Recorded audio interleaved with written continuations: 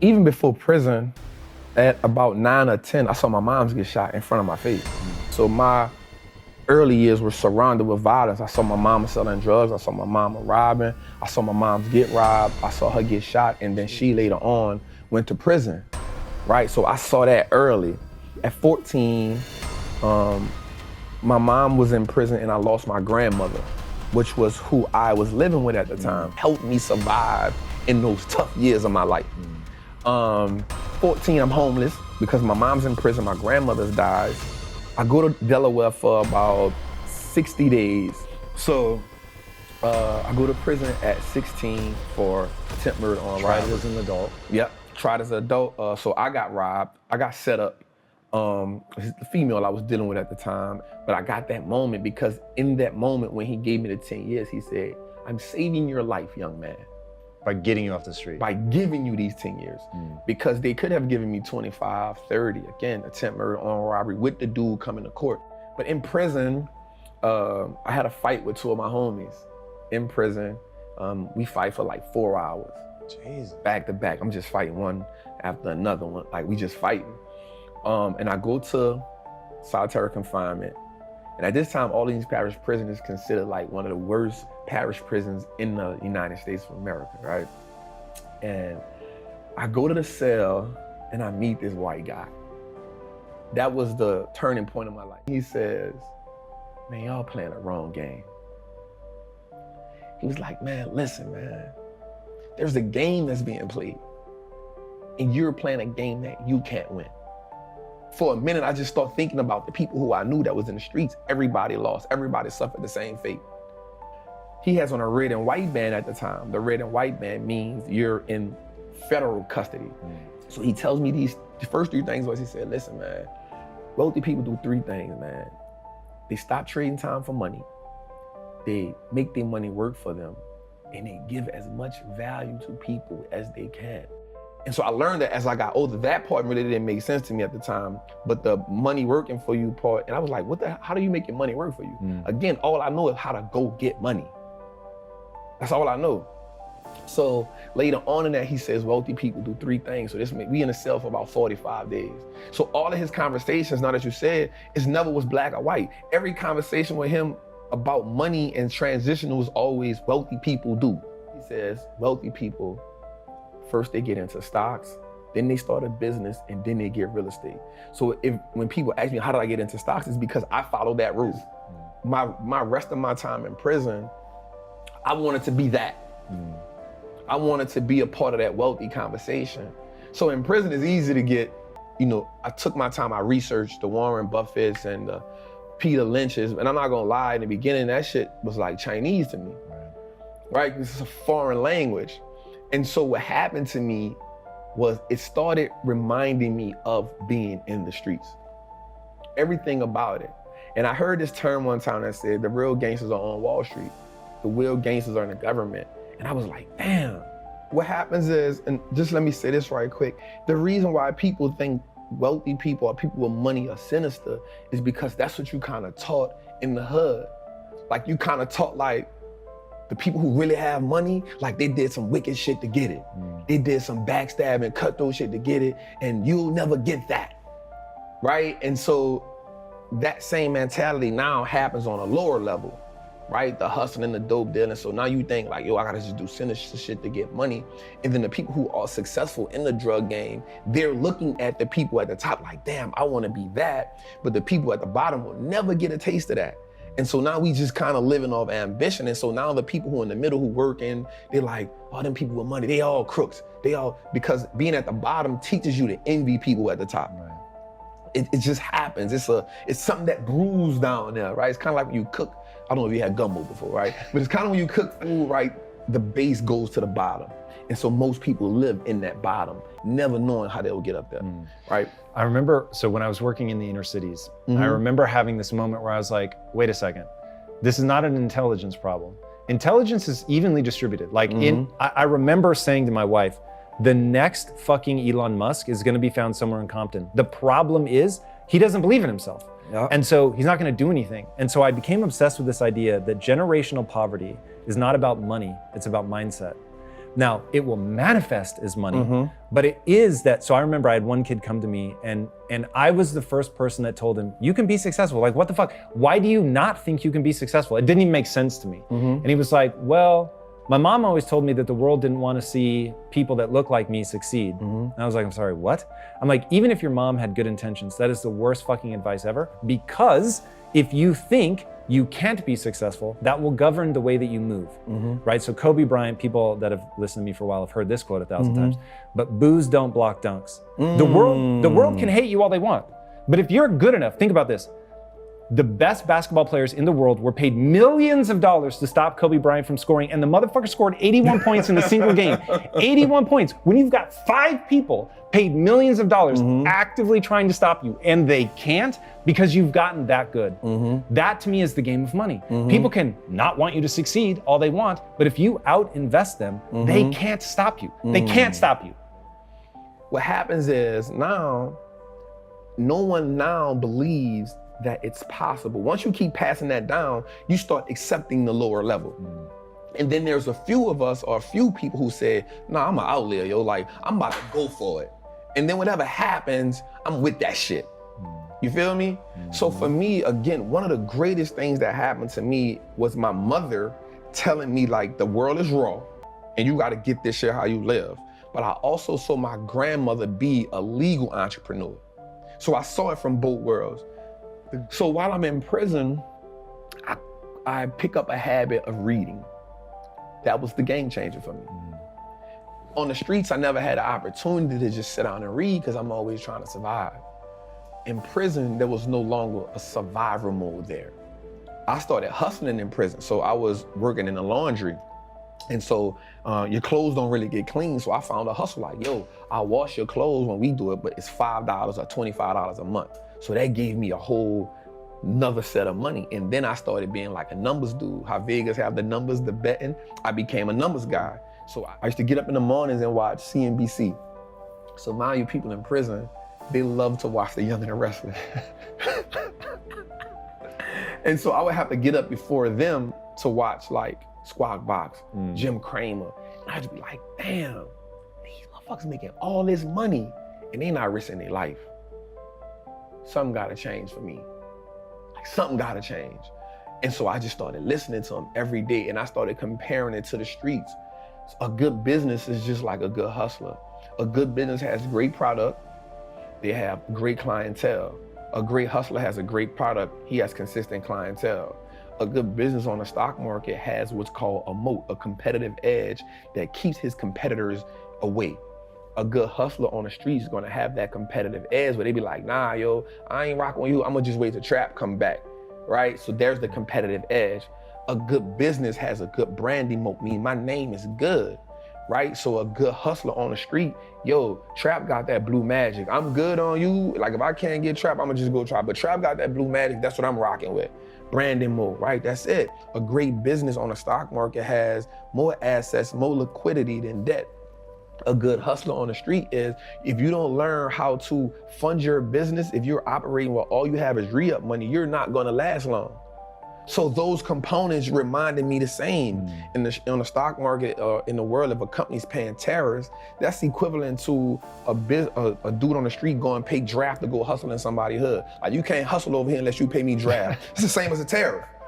It's the same thing. Yeah. So once I broke the game down to a way that I can understand it, it wasn't about me just being brilliant. It was like, yo, how do I make the game winnable for me? This is like, once you start understanding the fundamentals, you give yourself power. Because you now understand, like you said, you see how the machine works, right? And so most people look at the machine and marvel and say most people look at the stock market, 98% of the people who I know look at the stock market and say, yo, that's not a game I can play.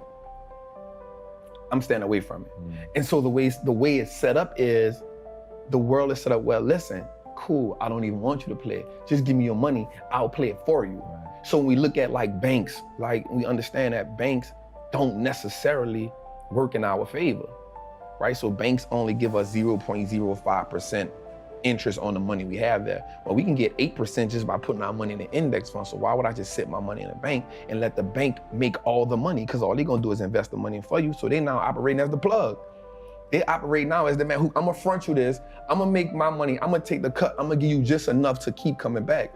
I'm gonna go to the plug. Who is the plug? The stock market, right? And so once I understood the fundamentals of like, the most important thing too, is we don't understand how money works. That's a whole different language in its own. The relationship with money in my community is you make money, just enough to pay bills. And so once you get tired of paying bills, you say, you know what? I need to treat myself to something, right? No matter if I gotta go in debt, no matter if I need to treat myself to something to take this misery away. So you treat yourself to something that you can't afford at the time, right? But it makes you feel good in the moment. And so because it makes you feel good, you say, you know what? I'm living. This is a reprieve from everyday struggle, right? And so that's the mindset comes in and say, everybody around me had the same problem. No one represented the solution. So if I don't change something, I'm only going to end up like everybody else I know. Somebody has the solution somewhere. There's too many people out here living the life of their dreams that I'm watching. They know something I don't know. And the only thing that they had was access to a different type of information. So once I went and got the information, I now wanted to sing from the mountaintop, like, yo, look at this dope thing I found. Everybody can be a part of it. And then when I showed it to people, they was like, that ain't it, bro. I'm not about to do that. And so I realized how powerful it was for me to, one, become economically like powerful in my mind. Because the thing about investing, especially in stocks, is that piece of ownership of everything that I use now makes me say, well, if I own that Apple, God, I don't care about buying an Apple phone. If I'm gonna wear Levi's and I'm gonna wear Timberlands, if I can own VFC Corp, then I own the stuff that I'm buying. I'm okay with that. Like that subtle shift in my mindset changed everything for me. Because now I was after just owning everything that I consumed. In the beginning, that was my introduction to the game. Let me just own everything I consume and then I'll feel okay. And then one dope thing happened to me. In 2010, this is after I'm home from prison now, right? I'm home from prison. I'm back in the streets hustling. Because even though I have the information, I don't have the money, right? And I'm like, well, shit, I gotta get the money. My door gets kicked in 2010. They get 8 pounds of weed, $10,000. Yeah, by the cops. 8 pounds of weed, $10,000, a 223, a 40 with extended clip and a beam, and 100 X pills. So the cop tells me, you ain't learned your lesson. Like, you ain't learned your lesson.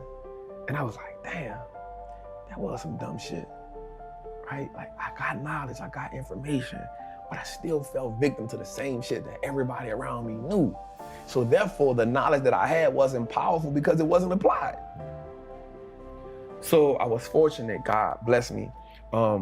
I wound up getting found out guilty because it's called fruit of a poisonous tree. So they kicked in my door, but they didn't have probable cause because they stopped me in my truck, didn't find nothing on me. So they went to my house, kicked the door in with no search warrant. So now everything you find is null and void.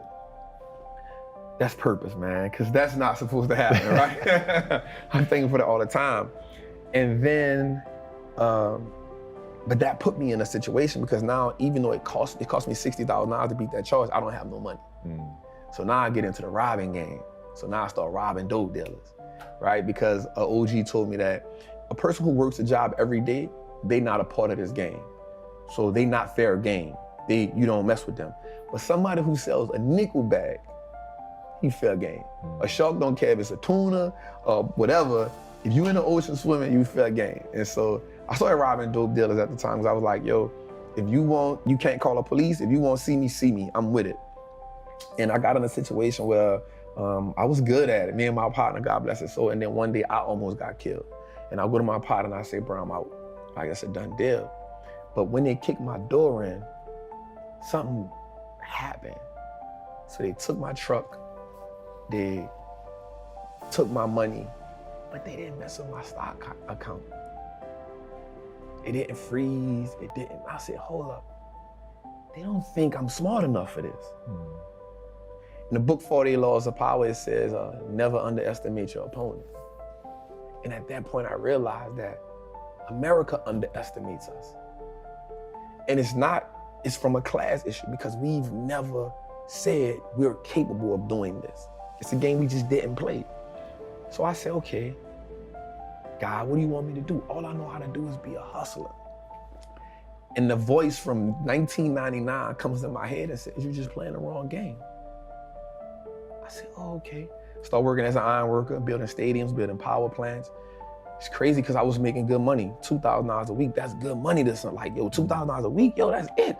$2,000, $2,500, like it was amazing. I started saving and investing 70% of my money. God damn. I was living bare minimum. I was like, if I'm gonna change, I gotta make like the hard choices. It's hard for people to make sacrifice because you gotta now go against and do without some of the things that gives you that momentary gratification, that simple, that's what keeps you alive. That's what keeps you going. Just to go on vacation one time a year, to get these pair of shoes that may cost me $1,000. I know I can't afford them, but I've worked so hard, I need that just to keep giving me something. And so I was like, okay. And once I started doing it, man, and I started showing my homies in the street that it was a game changer. It changed my life. Were you showing them your portfolio? No, I was showing, I was like, yo, look, I'm about to end. This before Robinhood even existed. Right, so I'm on E-Trade at the time. And I'm like, bro, check this out. Man, we go to the club, bro, and we buy bottles, Hennessy. We buy Moet. We buy Louis Vuitton. We buy Fendi. Yo, we can own that. It was like, what? Like, yo, there's a stock called LVMH. Louis Vuitton, Moet, Hennessy. But you can get it on the market as LVMUY because it's in France. And it was like, what? I'm like, man, look. I'm like, listen, bro, we upgrade our iPhones every year. We can own Apple. And so now we own Apple, we own iPod. Bro, we wear Timberlands every day. And so that was like, they got it, but it was like, I see it, but I don't know. And I was like, all right. And so then I had an idea. I said, check this out. We know the end result of being in prison. I've been shot, you've been shot, you've been shot. We've did some shooting, we've all been to jail. Who suffers? Like your kids, your moms, your girl. I said, at least what we gotta do is if we gonna play the game, we gotta at least reward them for us playing the game. I was like, so what we gotta do is invest our money for them. So we making $5,000 a week. If we can do that, if we can make $20,000, but we gotta give them something. If it ain't cash, we gotta at least put something up for them. Because if we gone for 10 years, what they gonna do? We can at least have that for them. And then I was telling one of my partners, I was like, listen, bro, you need to invest the money, because he was making more money than me. I said, what happens when you get knocked off? Because one thing in the street, you know your time is coming. So you live the game until it's your time. You understand that. What happens when you go do a 5-10 year bid and you come home and nobody can give you money? At least if you got it in the stock market, when you come home, you up. Your money been working for you for 10 years, 5 years. You ain't gotta ask nobody for nothing. You can go up to the re-up, man, with what you got. He was like, damn, that's smart, bro.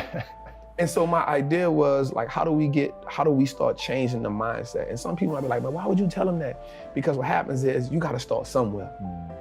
You gotta make the game winnable in the language that we can understand. And so once you learn English, now you say, you know what, I wanna learn Spanish, I wanna learn French, I wanna learn that, because now you understand the power of words. Right. And so once they started understanding the power of the game, it was like, okay, I can play this game. And so it was powerful for me when my homies in the street started investing their money. That was a game changer for me. When my homies in the street who didn't finish school, who didn't go to college, started telling me, man, I bought some Apple, bruh. I bought some Microsoft, bruh. I bought some Nike, bro, because I'm about to get them new J's. So I'm like, that was powerful for me. Yeah. We made the game winnable. Dude, you have a phrase, Wall Street looks like us now. Wall Street looks like us now. There's another phrase you say, but you should like put that same like fucking stamp on it, is I own that. I own that. Because you talk about stocks in a way that sounds so rad, where it's like, you refer to yourself as an owner of the companies. Yes. And the thing is, it actually is true. Like you're not playing a linguistic game. It is true, but people don't think about it like that. But it's so much more powerful than having a cool pair of kicks is to say, I own the company that makes those kicks, or I own the company that makes that phone, or Tim Cook, the CEO of Apple, works for me. I'm a shareholder, right? Yeah. It's really, really powerful. explain that basic idea of ownership for people that might not quite put it together that stocks really are owning that company. So I actually got that term from Warren Buffett in one of his meetings. I want to say it was the 1995 shareholder meeting, and he said that owning a stock is owning a percentage of a great business. And so once I understood that concept, I understood that the key to wealth is through ownership. Like that was one of the things that made it click, because I studied the wealthy people. Like I studied them. And I was like, damn. Even when you go back to Black Wall Street, O.W. Gurley, the reason why he has the 40 acres and those acreages, one of the things he did was he said, I'm going to sell these pieces to my people so they can have ownership. I was like, damn. When you study Reginald White, one of the first Black men to make $1 billion on Wall Street, it was about, he wanted it to have ownership. So I said, the key to building wealth is not how much you can work. You can't work your way to wealth. You gotta invest your way there. And all wealthy people, Black, white, Asian, Chinese, they own a whole bunch of shit. The people who aren't wealthy is because they don't own nothing. You only have your money sitting in cash. If your money is just sitting in cash, realistically, you're becoming poorer every day. Right, or they own depreciating assets. And that's what cash is. It's a depreciating asset, because the more money they print, the more money that money loses value. Right. So if it's just sitting, it's the reason why the bank wants you to have your money there, so they can take it and use it and invest it so much and be like, hey, it's just sitting, I'm gonna give you 50 cents on whatever you had in it. Right. And so the idea of ownership was, we can just start owning everything that no matter if it's just a stock. Like, that's powerful, because if you can start owning the businesses that you now consume every day, you turn a one-time transaction to a lifetime of profit. And that was major for me, because if I go to the store and buy a pair of Nikes, that's a one-time transaction. In order for me to get something from them again, I gotta come back and buy another pair of Nikes. But if I own the Nike stock, long as I own it, it's a profitable vehicle for me. So that one-time transaction can become a lifetime of profit if I own that business. If I'm gonna buy Apple, if I know I'm an Apple user, if I know I got the phone, I got the AirPods, I got the MacBook, I got the PC, I excited when Apple's about to drop something, why wouldn't I own it? As much of it as I can, right? Like if I understand that concept, if I know America has one of the biggest trash problems in the world, right? So if I know that Waste Management is a company that's gonna be here forever because we aren't gonna stop throwing things away, why don't I own that company? Because I know everybody throws things away. And so now, instead of me getting excited about Apple Lime being around the corner because it's a new phone, I'm like, y'all about to make me some money, right? So when I hear a company like Waste Management has bought 40 acres of disposable land for another landfill, I'm excited about that. And another great thing about the stock market is, for me, it now makes me pay attention to the world. And so now I understand what's going on in the world. I started learning business cycles, market cycles. You know what I'm saying? Like, because now I can understand, this is okay. Things are going out of business. Okay, we're in this cycle. Okay, people are hiring. Okay, we're in expansion cycle. And so now I took an economic class on my own without just understanding the world. And so you start understanding when something is happening in China. Okay, something happening in China, so I own Apple. Apple has 20% of their revenue in China. Okay, they might take a little hit right now. You know what I'm saying? So the stock market helped me start understanding how the world moves, the fundamentals. Right? Knowledge is what gives us leverage in life. It's not about how strong you are. It's about what you can learn. And then how can you actively apply that? I have this acronym called FEAR. Finally exiting average reality, right? And what happens is, until we can overcome the fear, some people actually fear success. Success comes with a lot, right? But until you can overcome that average reality that you're living in, no matter what you're on, once you become comfortable there, it becomes average. Anyone can live in average. Everyone can live in mediocrity, right? Then there's those outliers who consistently push themselves to go to the next level. LeBron spends $1 million on his body, working out, eating right, agility, mobility, because he will never be average. And the thing about the human mind and the human body it will go as far as you push it, right? There's science that says that Gandhi levitated before. The power of the mind. So you may look at it like, man, nobody can't levitate. You out of your mind. But there's a level of meditation, concentration that you can lock into that can take you there. As long as you believe in it, like you said, the only belief that matters is what do you believe you can do? I personally believe that there is nothing I cannot do. And for me, it's all about impact, purpose, fulfillment. Like the money is a byproduct of everything else. That isn't my focus. My focus is I have a knowledge and information that I know that can change lives. Not just one life, not just like lives.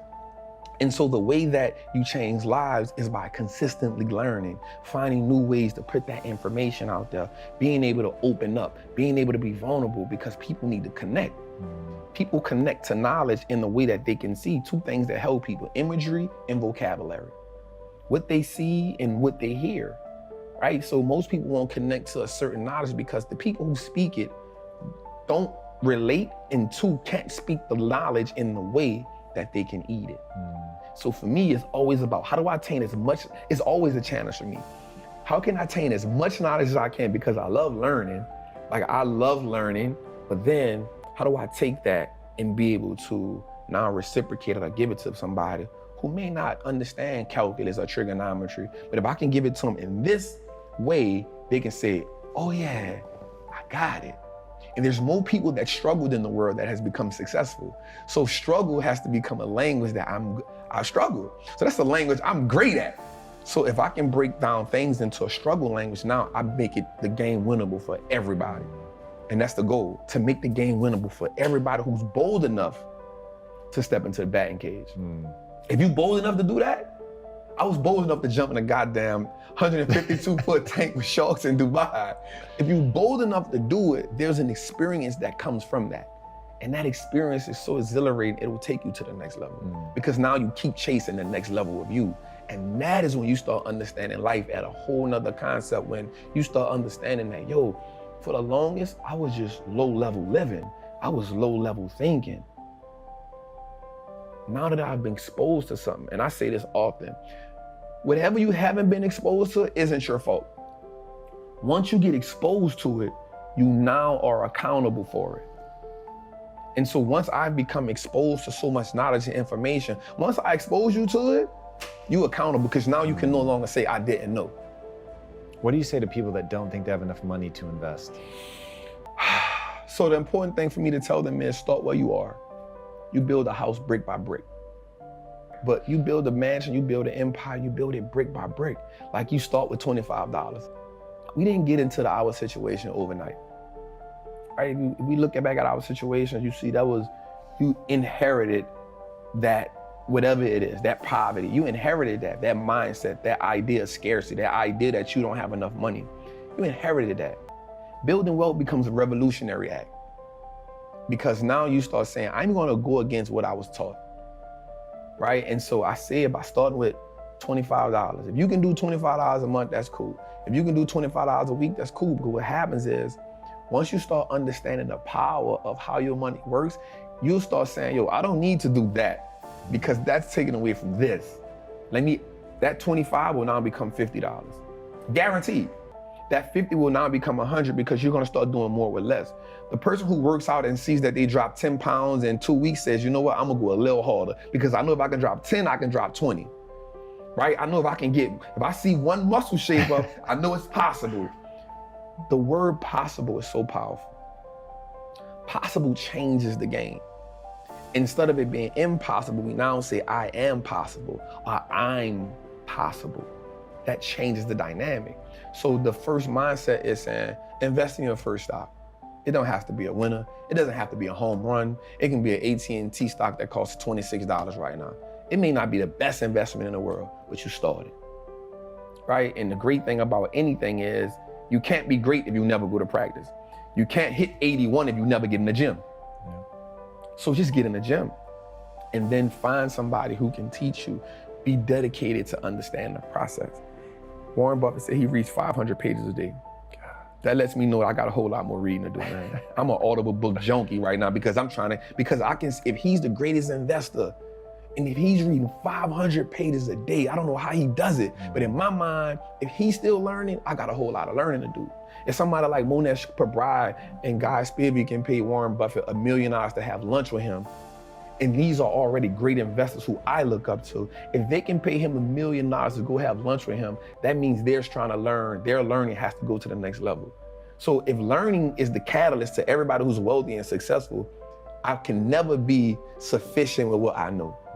And I think that has to happen too. We have to understand the power in learning and being educated, man.